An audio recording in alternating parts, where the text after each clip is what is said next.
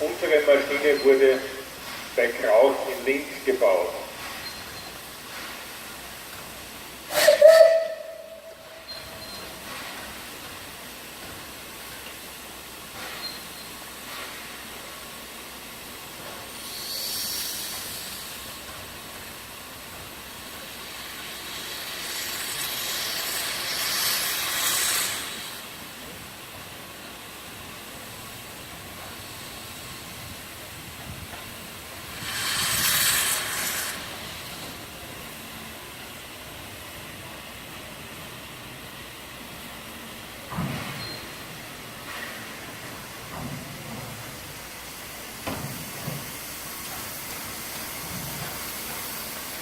Die Baureihe 77 ist eine sogenannte Tender-Lokomotive, weil sie also ihre Vorräte an Wasser und Kohle auf der Maschine selber mit hat. Wenn eine Lokomotive weitere Strecken fahren soll, dann bekommt sie einen Schlepptender mit dazu einen eigenen Anhänger für Kohle und Wasser. Insgesamt wurden mehr als 350 Stück gebaut. 4 davon sind heute noch betriebsfähig erhalten. Was kostet diese Lokomotive? Eine Leistung von 1100 PS, Höchstgeschwindigkeit 90 Stundenkilometer und 80 Tonnen Gewicht. Diese Maschine ist die häufig meist gebaute österreichische Dampflokkonstruktion. Sie war in ganz Österreich im Einsatz, von Bodensee bis zum Neusiedlersee und von dort bis in den sonnigen Südstern.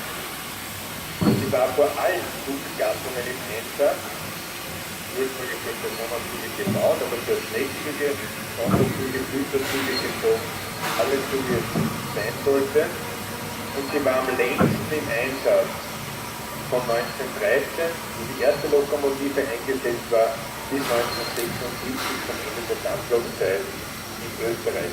Keine andere Dampflokkonstruktion ist technisch so lange im Einsatz gewesen wie diese Maschine. Diese Lokomotiven sind übrigens auch ganz hier in der Nähe am sogenannten Innviertler Kreuz in Glanding eingesetzt gewesen. Innviertler Kreuz für die Wiesigen, das ist der Eisenbahnbetrieb zwischen Wels, Fried-Brauner bzw. Hartmann-Kugheim, Fried-Scherding.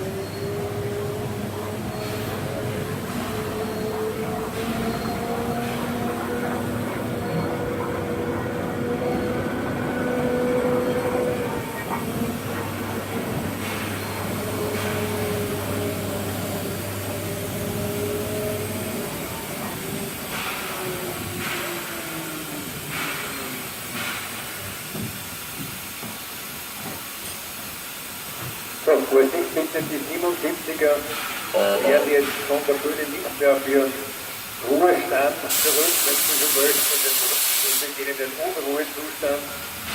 Die fährt nämlich jetzt dann ins Bahnhofsgelände hinunter. Jene von Ihnen, die auf der Ostseite der Drehbühne stehen, da beim Gitterzaun, die werden Sie dann noch einmal sehen, wenn Sie hinunterfähren.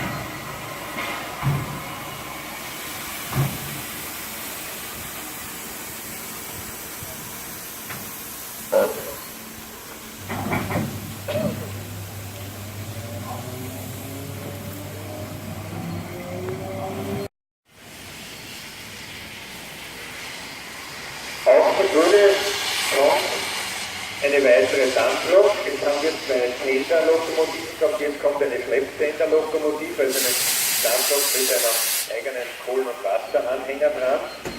638 1301 oder mit ihrer ursprünglichen Bezeichnung 38 1301 Eine echte Preußin. Ab 1906 wurden von Robert Garbe als Einheitspersonen zum Lok für die preußische Staatsbahn gut 3000 Stück gebaut und ab 1919 in ganz Deutschland eingesetzt. Wie kommt es eine Preußin nach Österreich? Das ist relativ einfach. Nach dem Ersten Weltkrieg hatte man in Deutschland zu viele Lokomotiven aufgrund der Wirtschaftskrise. In Österreich allerdings hatte man zu wenig Lokomotiven, das wundert ein bisschen, weil die Wirtschaftskrise war ja auch da. Aber Österreich musste an die Nachfolgestaaten der Monarchie viele Lokomotiven abgeben. Und es ist klar, dass es bei uns zu wenig gab. Und also haben sich damals die jungen österreichischen Bundesbahnen umgesehen, europaweit, und haben sehr schnell erkannt, in Deutschland gibt es Lokomotiven, die sind gut, brauchbar, sparsam, vernünftig, die mieten wir an, Leasing nennt man das heute. Und Sie kennen auch das Mietkaufgeschäft, wenn man etwas länger mietet, irgendwann einmal lohnt sich das zu kaufen, weil das billiger ist. Und daher sind dann auch eine ganze Reihe Maschinen angekauft worden, gebrauchte. Diese Lok hat eine Schwester, eine Güterzugschwester, die wir dann auch noch auf der Schule sehen werden, bei 657, 2770, kommt noch. Merken Sie sich ein bisschen Käse und Führerstand, das wird Ihnen dann wieder bekannt vorkommen. Gut, die Maschinen sind in Österreich heimisch geworden. Während des Zweiten Weltkriegs kamen natürlich mehrere Maschinen nach Österreich und die letzten Lokomotiven wurden, diese Baureihe wurden ungefähr 1910 ausgemustert. Sie sind hauptsächlich auf der Westbahn und auf den vierten Strecken im Einsatz gewesen. Was kann die Maschine? Eine Leistung von 1180 PS, Höchstgeschwindigkeit 100 Stundenkilometer und etwa 120 Tonnen Dienstgewicht.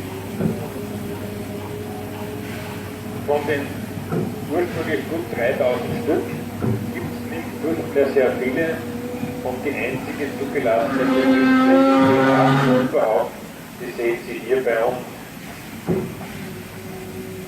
Meistens ist er allerdings nicht in Ampfelwang, sondern ausgeliehen im Bahnpark Augsburg.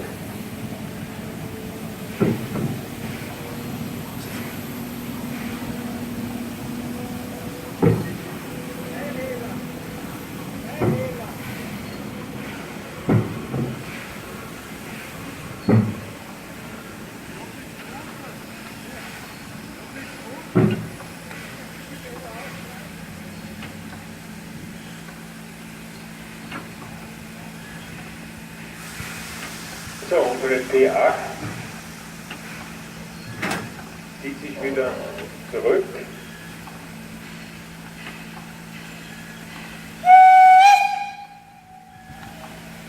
Wenn Sie übrigens einmal schauen, oberhalb des Drehscheibenhäuschens sehen Sie so ein Signal, eine weiße, kreisrunde Scheibe und ein schwarzer Balken. Und wenn der Balken so schräg gerichtet ist, dann bedeutet das für den Lokführer, dass er natürlich in der richtigen Richtung die Bühne betreten oder verlassen darf, also befahren, zufahren oder abfahren. Und wenn der Balken quer ist, dann heißt es natürlich, so geht gar nichts. Das ist Fahrverbot.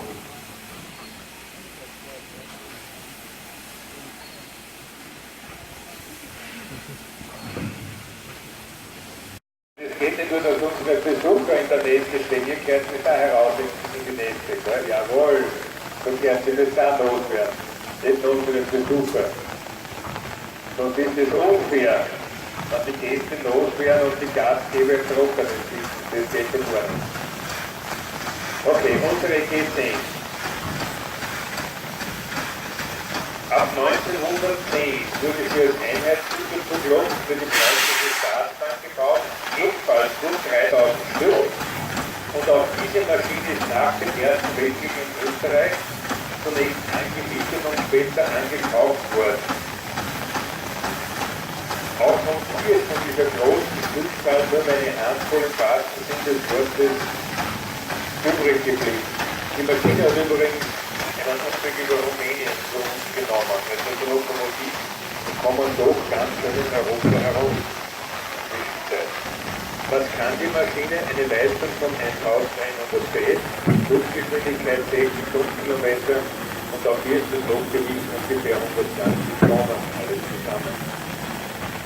Nach 1945 war übrigens diese Baureihe nach der Baureihe 52 und unter Österreich 92 die dritthäufigste Lokgattung, die in Österreich vorhanden war. In etwa 100 Stück. Das war damals relativ viel. Und daher hat diese Maschine auch sehr viel Wiederaufbauarbeit geleistet. Die letzten Maschinen wurden 1968 ausgemustert und viele sind auch in Oberösterreich im Einsatz gewesen. Mit Wind, Wales, Adler, Viertel und haben dort hauptsächlich Unterzugleistungen und Verschulddienst gemacht. Natürlich auch im Innenraum ist das mit schweren Verschub. Im Verschub übrigens, diese Lokbaureihe ist direkt von einer Diesellok ersetzt worden, von der Baureihe 2067. Und jene Besucher und Ringer und jetzt die schon ein bisschen umgesehen haben bei uns, haben zwei 2067er Schluchten entdecken können und eine steht hier beim Zufahrtsgleis 2067-12. Auch eine Stangenlok mit rund 600 PS Leistung, soll von dieser Diesellok langsam aufgesetzt. Ich habe es noch kennengelernt, in den 1960ern mit dem Hauptbahnhof, erst versucht, auf der Westbrücke gefahren und haben uns in den einrauchen lassen. War eine ganz angenehme Sache für uns, die Wurzeln damals. Und heute leider ist es aber immer noch die Wichtigste.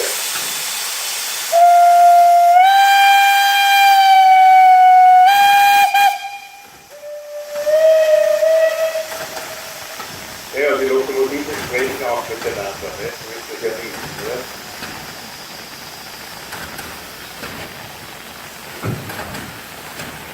Ja, und jetzt wäre eigentlich, ich sage mal ganz vorsichtig geplant, dass jemand auf die Bühne kommt und der Gast aus der Slowakei die Dampflokbaureihe 486 in Gestalt des grünen Anton, rot-grünes Anton, manche haben sie vielleicht heute schon gesehen hier. Die Frage ist nur, wo sie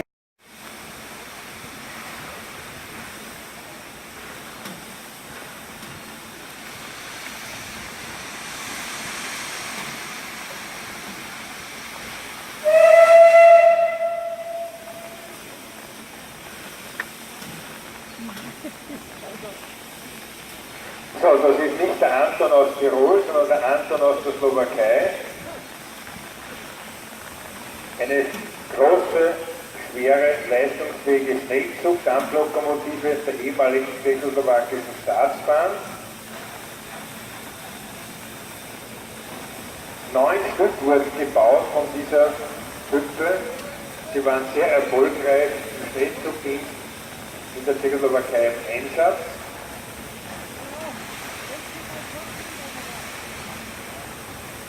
Und eine von diesen 9 wird von einer Gruppe enthusiastischer, engagierter Eisenbahnfreunden betriebsfähig erhalten.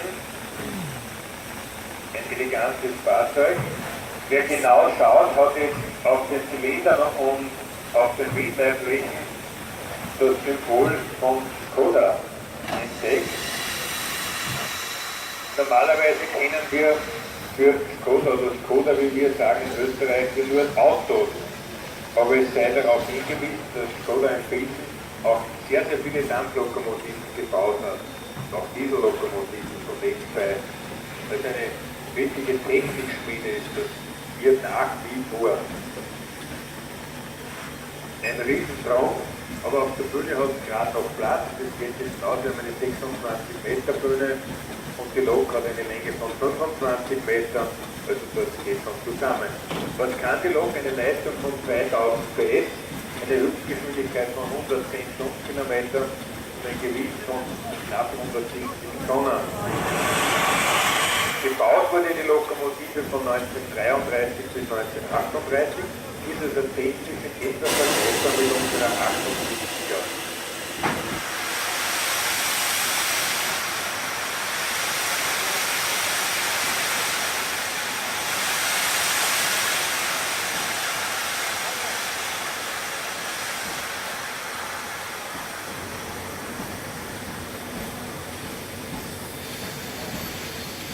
Ein bisschen einen Daumen müssen wir jetzt schon noch machen, gell? Das gehört dazu. Ja, und jetzt zünden Sie bitte die Fotoapparate. Jetzt geht's los.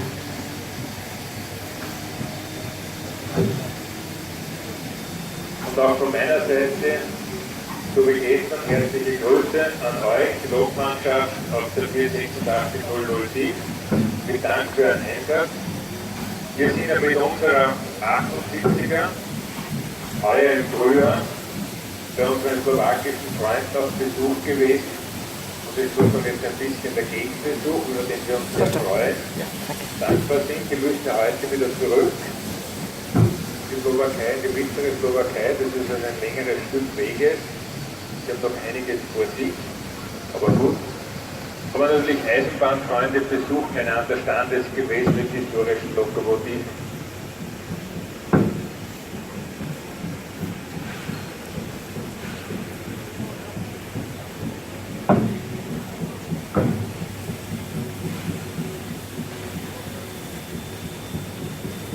Die 486er wird jetzt dann auch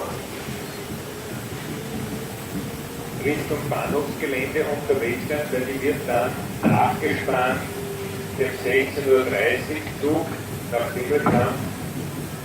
Noch ein bisschen rangiert bei uns im Bahnhof, nicht verbunden, aber wie gesagt dann hinter dem 16:30 Uhr Zug nachgespannt, weil unsere Kollegen und Freunde dann wieder nach Hause fahren müssen.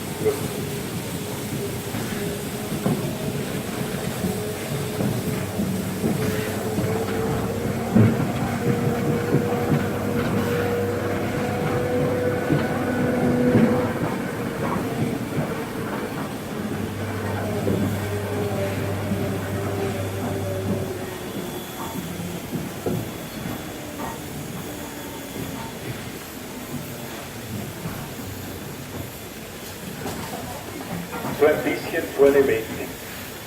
Wenn Sie noch nicht ganz durchgeweicht sind vom Regen und noch ein bisschen hart aushaben, nach der Parade, ein bisschen, das geht ja noch, nach der Parade gibt es natürlich hier auch weiteren Betrieb am Rundschuppen und an der Drehbühne, wo Sie noch genug Fotos machen können, wenn Sie also möchten, vielleicht mit Schirm, Scham und Melone, irgendwo im Hintergrund dann zurechtkommen können.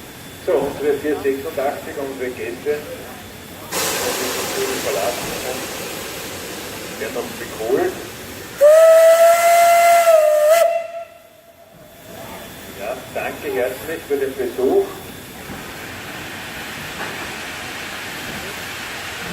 Und gute Heimreise.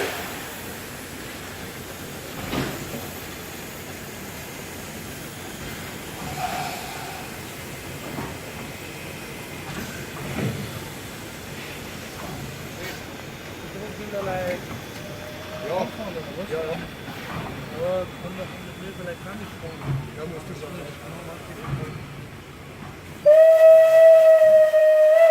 Passt schon, danke.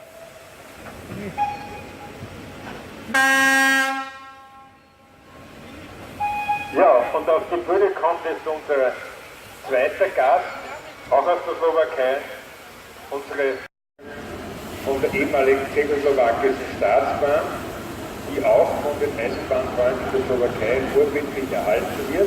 Sie sehen also, Dampflokomotiven müssen nicht nur schwarz sein, sie können auch rot sein. Diesellokomotiven müssen nicht nur rot oder grün sein, sie können auch bunter sein, je nachdem wie man das so möchte. Die Maschine hat eine Leistung von 1500 PS, eine Höchstgeschwindigkeit von 100 Stundenkilometern. Sie war in vielen Teilen der ehemaligen Tschechoslowakei im Einsatz, durch Reise- und Güterzügen, und einige dieser Maschinen werden im noch sozial erhalten. Was Ihnen auffällt, die Führerstand vor die Front ist ein kleiner Vorbau, vorgezogenen Bereich.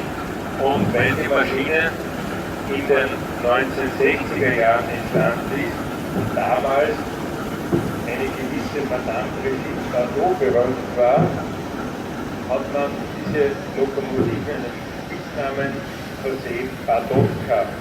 Also nach der Brigitte Bardot. Gut, okay, man kann darüber streiten, aber so ist sie bekannt geworden, so wird sie dann auch benannt. Manche haben weniger freundlich gesagt, Finstergesicht zu ihr, weil oberhalb das Dach über dem Fenster so vorgezogen wird und das schaut so aus, als ob man die Augenbrauen verändern muss und würde ins Fenster reinschauen. Gut, also bleiben wir lieber bei der Barotka, das ist freundlich und netter. Die Lokomotiven sind alle weiblich, das heißt die Lokomotive, die Schiffe, also sie sind alle sie genannt worden.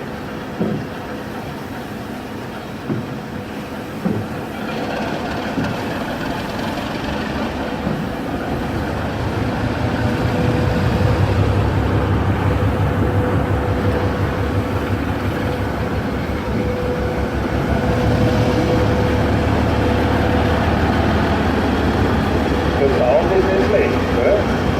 Kann schon was.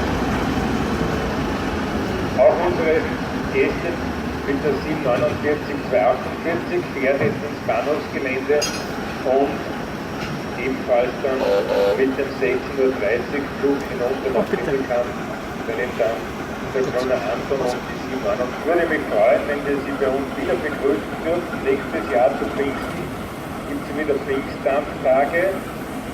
Ich hoffe, es regnet dann nicht so wie heuer, wissen können wir das nicht. Wir lassen uns überraschen. Die nächste größere Sonderfahrt ist am 26. Oktober nach Budweis. Wenn Sie Interesse haben, fragen Sie bitte bei uns im Shop nach. Soweit ich weiß, gibt es noch ein paar Plätze. Wenn Sie Ja, was bei dem Schirm bitte nicht eine längere Sonderfahrt planen in Oberösterreich, kann ich